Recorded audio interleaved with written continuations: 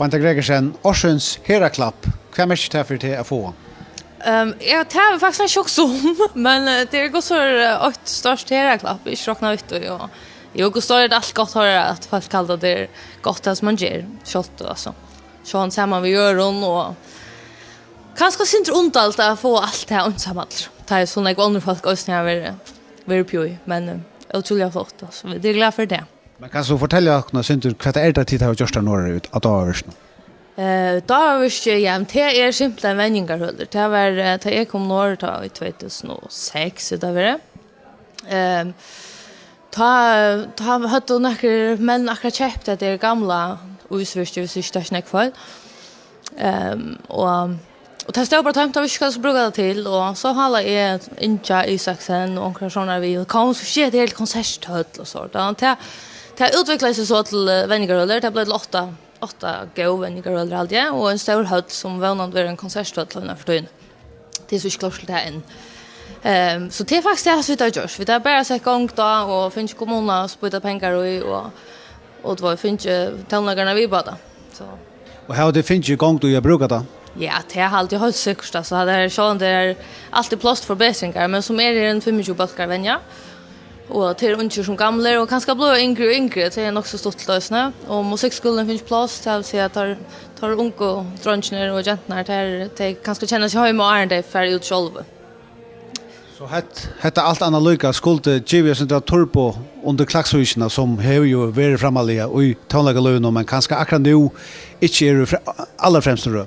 Ja, det är alltid det långa hevet just det. Spärrat här man har 25 här löversna balkar är störst så själv om vi tar löta vi lopp efter omkring balkar klaxbalkar spelar vi just någon det check inte så gott men nu blir till. Och kvar kan du så bruka det till må jag så spyrja Årsens Heraklapp. Jag vet kanske att lägga mer. Korrekt. Kanske man släpper sin långkur när jag vet.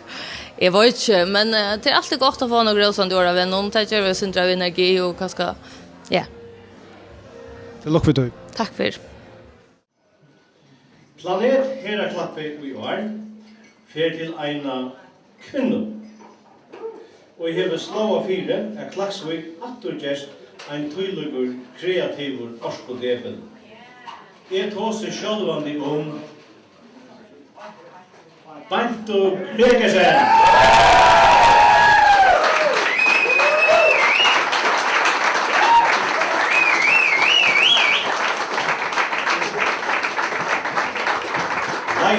Ja, Bischofshusen og primus motor til dagens. Her har vi denne, så gjør en klapp.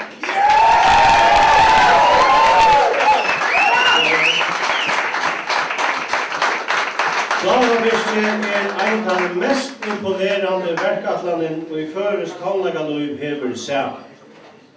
Og i gåen samstarve vi Klaksvika kommunen, her var Banta og henne i Bischofshusen finner 8 tipptopp vendingarhøle vi utgjør og i Banta har vi finnet sponsorer at rinda. At tørveren av hesen hølen var atråkande viser tali av balkon som venja og i dagvisjonen. Lyka søgjande vendingarhølene låte dittnar opp av omlai 25 balkar vant her og talan bægi ungar og røndar balkar. Eisni vantande at nekver av hesson balkon vera suttja av patlon kring färjar komandi årene, og kanska onker at heimon teker eina planet komandi år. Flor veit.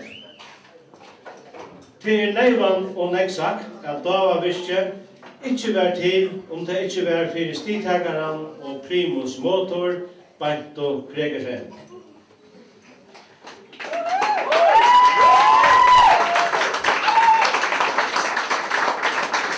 Klaksvika kommuna i fjør sette Bantu Gregersen i starv som leiara av Nutja Bischofshusen og fyrir ung i Klaksvik, fekk mentna løyvi i Klaksvik en veruliga eldsal at arbeida fyrir seg. Til rådgen at nekk tidsin av båle av stora arbeidene som Banta hever lagt i starve.